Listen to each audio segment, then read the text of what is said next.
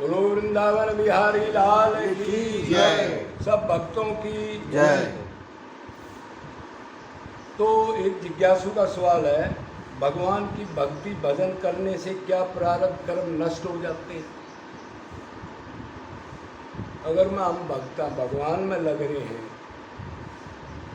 तो क्या हमारे जो दुख मिलेंगे प्रारब्ध के या और जो है वो क्या खत्म हो जाएंगे भक्ति करेंगे? तो इसको समझना पड़ेगा।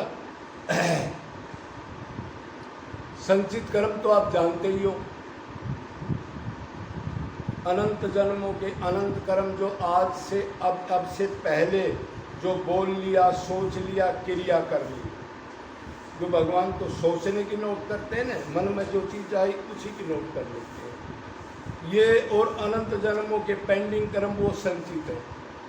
और जब शरीर बदलता आदमी एक शरीर से दूसरे शरीर में जाता है, कर्म के अनुसार वो जरायु, दंडक, सबदेश कोई भी शरीर हो, तो उससे उस संचित कर्म में से प्रारब्ध कर्म बन जाते हैं। मतलब जैसे समुद्र में से एक गिलास पानी निकाल लिया, अनलिमिटेड रहता है ना समुद्र तो, लेकिन एक गिलास पानी वो आपके फिक्स हो गए, जन्म मरण सुख दुख मृत्यु निश्चित जगह सब निश्चित होता है, उसको कहते हैं प्रारब्ध कर्म।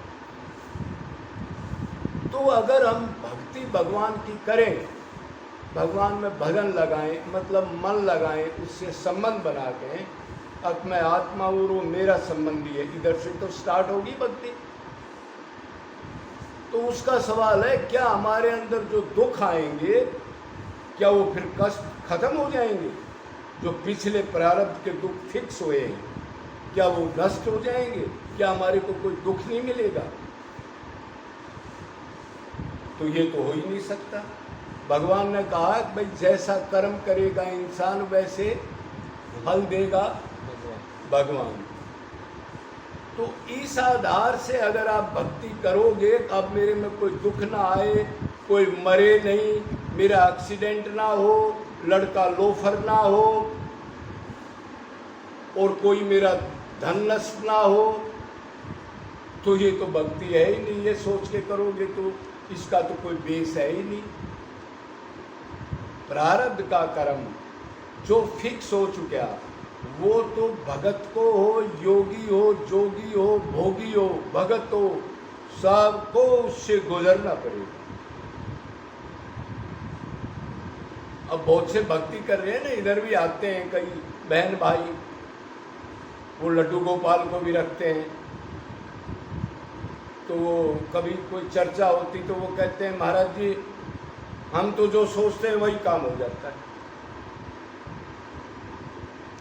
लड्डू गोपाल रखते हैं हम, हमने सोचा कोई आफत आ गई, वो आफत एकदम दूर हो जाती है। ये भक्ति है क्या? मेरी परमात्मा तो ये कह रहा है, जिसमें मैं विशेष कृपा करता हूँ उसको अनंत दुखों में डाल देता हूँ। मतलब उसका धन छीन लेता हूँ, अपमान करा देता हूँ, रोग लग जाए, तरह तरह की स्थितियों में डाल देता हूँ। और वो ये कह रहा है कि लड्डू गोपाल हमारे पास जो सोचते हैं कर्म हो जाएंगे। और कल एक ही लड़का उसका मर गया तो जो भक्ति कर रही है, जो भगत कर रहा है, तो उसकी भक्ति टिकेगी? गाली गलौज शुरू हो जाएंगी भगवान के प्रति भी। तो प्रारब्ध का कर्म, ये याद रखो, प्रारब्ध का कर्म भोगना पड़ेगा। अब सवाल आता है, क्या प्रभु की ही अनन्य भक्ति करता रहे आदमी, आत्मा मान के उससे प्रेम करे, उसके रोए, तो भी उसका प्रारब्ध का कर्म भगत नहीं काट सकता? तो अगर भगत चाहे तो प्रारब्ध कट भी सकता है। लेकिन स्थिति की बात बता रहा हूँ, पूर्ण वैराग्य, त्याग, प्रेम, अपने को आत्मा समझ के, देवहान को खत्म करके, सारे जात नाम कुल के सब संबंध निकल जाए, तो वो प्रारब्ध काट सकता है। लेकिन वो प्रारब्ध को अगर असली महापुरुष, असली भगत होगा तो वो काटेगा नहीं। क्यों? अरे दुख भोग रहा है, किसी को टीबी होगी, किसी को कैंसर हो गया, और वो भक्ति कर रहा है, दुखी है, और 5 साल हो गए, तो क्या वो भगवान से विनती क्यों नहीं करता? और प्रभु मैंने तो सब कुछ छोड़ दिया, इधर धाम पे आके पड़ गया और मेरे पास कुछ नहीं है, अब डॉक्टर मास्टर मेरे आप ही हो, अब आप संभालो। वो परमात्मा को कभी भी दुख नहीं देता। वो अपने इष्ट को, भक्ति का मतलब है अपने इष्ट को सुख मिले, कोई ऐसी डिमांड ना हो भगवान ने हमारे लिए कुछ चीज करनी पड़े।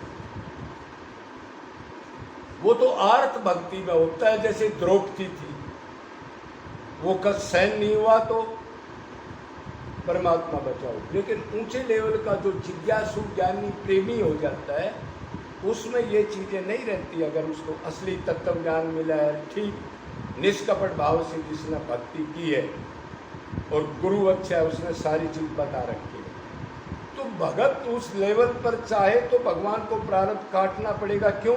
अहम भगत पराधीना।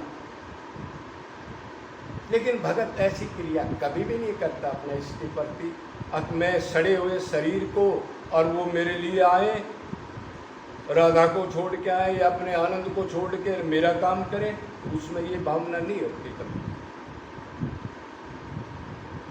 तो किसी लेवल पर भगत पुकार करे तो प्रारब्ध कट सकता है, लेकिन असली भगत है तो वो जो प्रेमी है वो पुकार कभी भी नहीं करता। हाँ, परमात्मा ने ये जरूर कहा है कि मैं भगत को प्रारब्ध को कटवा के कुछ स्पोर्ट देखता हूँ। ये सच्ची बात है। आपके शरीर में ज़्यादा तकलीफ है तो 2 दिन आप थोड़े से ठीक हो गए, फिर दवा दिया आपको प्रारब्ध कटवाने के लिए, फिर स्पोर्ट दे दी। क्यों? आगे उस शरीर से उसने भक्ति भी करानी है, ये जरूर करता है वो। अभी आप देखो, एक उदाहरण है अभिमन्यु का। अभिमन्यु कौन है? किसके पुत्र हैं? अर्जुन हैं? अर्जुन अर्जुन के पुत्र हैं, ठीक है। तो किसके रिश्तेदार हो गए ये? भगवान श्री कृष्ण के, हेड ऑफ डिपार्टमेंट के, कृष्ण के रिश्तेदार हैं। वेद व्यास ने शादी कराई है, वेद व्यास ने फेरे कराए हैं, भगवान श्री कृष्ण भी हाजिर हैं। लेकिन उन्होंने अधर्म से 6 आदमियों ने उसको मार दिया, कृष्ण ने कुछ नहीं किया। सोचो अभी आप, अरे हम तो कोई रिश्तेदार नहीं, सड़ा हुआ शरीर, सड़ा हुआ मन, और अभी लगे हैं भगवान से प्रार्थना करने। वो इतना बड़ा महापुरुष का लड़का, कृष्ण गीता ज्ञानी महापुरुष, सदा से नर नारायण, लेकिन प्रारब्ध नहीं कटा। तो ये ट्राई मत करना कभी। आपकी भक्ति जो है वो उल्टी हो सकती है। कितने दिन हो गए मैं इतना दुखी हूँ, भगवान देख नहीं रहे। कभी कभी भगत के मन में कोई ज़्यादा तकलीफ शरीर की हो तो आ जाता है, लेकिन उसी टाइम वो सोचता है मैंने क्या सोच लिया, मेरा इष्ट तंग हो, मैंने तो उसको सुख देना है और इस शरीर के लिए जो छूटना ही है। तो अब आप समझ गए क्या भक्ति भजन करने से प्रारब्ध कट जाता है। तो इसका मतलब ये है प्रारब्ध को भोगना पड़ेगा, लेकिन किसी दशा पे भगवान आपकी प्रारब्ध काटने में सपोर्ट कर देगा। मतलब शरीर को इतना नहीं दबने देगा कि आप सेवा या स्मरण ना कर सको। अनंत उदाहरण है, प्रेमियों को तो इतना दुख भोगा है शरीर से, 50% उदाहरण है रसिक संतों के। और ये भी कभी मत सोचना कि ये संत भक्ति कर रहा है, इसकी ये दशा है तो क्या भक्ति कर रहा है। नाम अपराध मत करना, संतों को तोलना नहीं, अपने तोलना चाहो नहीं। भगवान पर अति कृपा है, सारे प्रारब्ध को अभी बार नष्ट करके और फिर उसको प्यार से अपनाने के लिए ये क्रिया कर रहा है। तो भगवान प्रारब्ध काट सकता है भगत की पुकार पर, लेकिन भगत असली पुकार नहीं करता। पुकार नहीं करता भी वो सपोर्ट देगा, लेकिन प्रारब्ध को भोगना पड़ेगा। अब ये चीज़ क्लियर है, कोई डाउट नहीं। और ऐसे सोचोगे आप भक्ति बैक नहीं होगी, नहीं तो आप ऊंचे लेवल पर 10-20 साल रो धो करके कष्ट पड़ेंगे तो बैक भी हो सकते हो। तो निष्काम भक्ति यही है, निष्काम भक्ति ही हमने करनी है कि उसको सुख मिले, चाहे हमारी कैसी भी दशा हो। अपने मुंह से उफ ना करें, तो इस चीज़ की गांठ बांध लो, आगे तक काम आएगी। और अभी एक बार फिर बोल दो, वृंदावन बिहारी लाल की जय जय।